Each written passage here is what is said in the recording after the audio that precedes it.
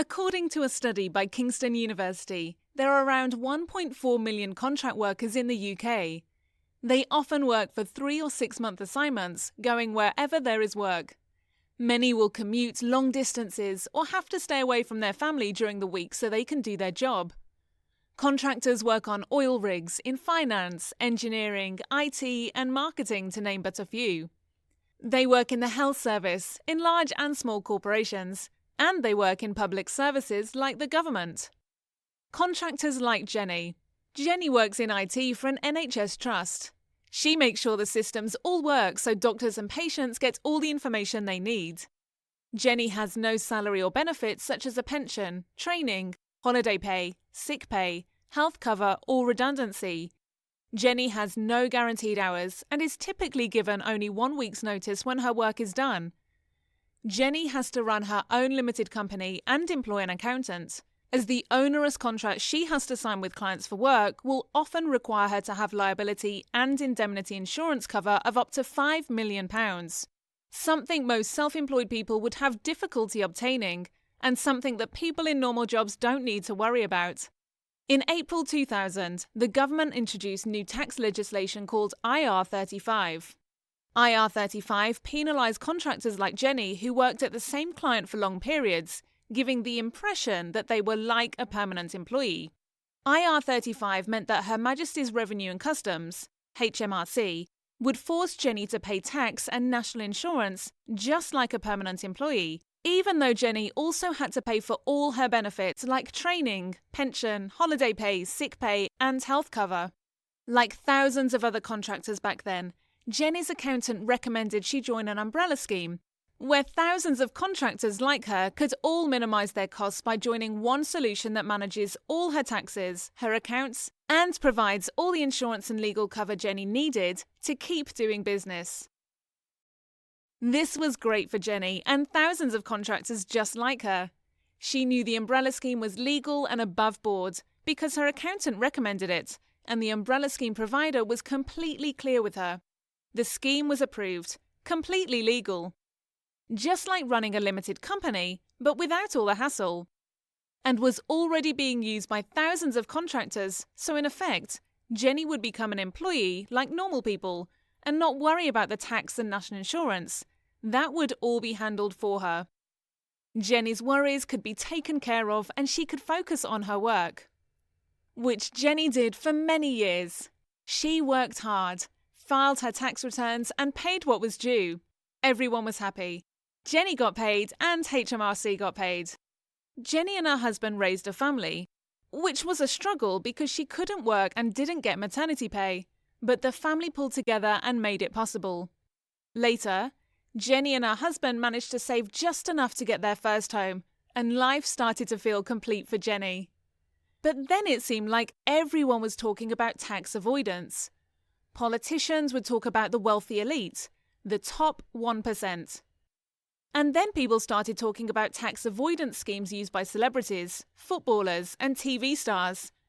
Jenny started to worry, so she spoke to her accountant and she spoke to her umbrella scheme provider. Everyone said, "Don't worry, they're not talking about you. You are a normal person, working hard, paying your taxes. Your scheme is entirely legal and you've done nothing wrong. The government don't have an issue with ordinary, respectable family people who are working hard and paying their dues. And if the government hasn't told you you're doing anything wrong, then there is no need to change anything." Jenny was happy again. She worked hard and watched as politicians all fought against each other, shouting about the rich and famous and the tax dodgers and the offshore elite. But last year, Jenny's world stopped. Literally stopped. Jenny received a notice from HMRC saying they consider her umbrella scheme to be a tax avoidance scheme. Not illegal, but morally wrong. So they wanted a huge sum of money which they thought Jenny owed. The amount of money was more than the value of Jenny's home. It was more than everything Jenny and her family owned put together. It was more than either Jenny or her husband could earn in a year. It was an enormous, unimaginable amount of money. Jenny thought about it and cried, but didn't want to tell her husband. She kept it to herself, worrying, not sleeping, not able to work. She became very ill and her family worried what was wrong. Eventually, Jenny had to tell her husband. "Don't worry," he said. "I'm sure we can repay it over the next few years." But no. HMRC wanted the money in 90 days. Imagine if you had spent the last 10 years doing everything you thought was right, only to be told it was now wrong. Not illegal, just considered politically wrong now. HMRC never told you anything during those 10 years, otherwise you would have stopped doing it. Nobody gave you a chance to change what you were doing or to put things right. And then imagine the government demanding £50,000, £100,000, or even more, with only 90 days to pay it. The Finance Act 2014, introduced by HMRC and approved by your Member of Parliament, allowed HMRC to send accelerated payment notices, APNs, to 65,000 contractors, just like Jenny, for tax that HMRC now believe, but have not proven in a court of law, to be owed through the innocent use of umbrella schemes. 65,000 people.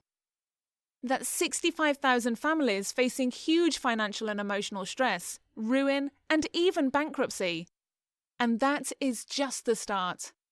The money is not owed, it is just believed to be owed. And to help HMRC hit targets because getting money out of big corporations and the elite 1% is too hard, they have picked on ordinary people like Jenny. HMRC knew Jenny was in the umbrella scheme for a decade, but did nothing. They didn't warn Jenny or raise any issues with her tax returns. If HMRC had told Jenny she was doing something wrong, she would have left the umbrella scheme straight away. HMRC are even saying that if, one day, it turns out Jenny didn't owe them the money, they will pay it back. But that doesn't help Jenny and her family who are facing financial ruin and bankruptcy today.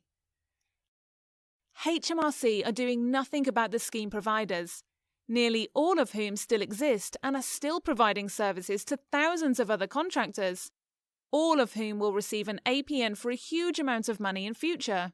And all of this is money which HMRC has not proven is owed, because the schemes were and still are entirely legal.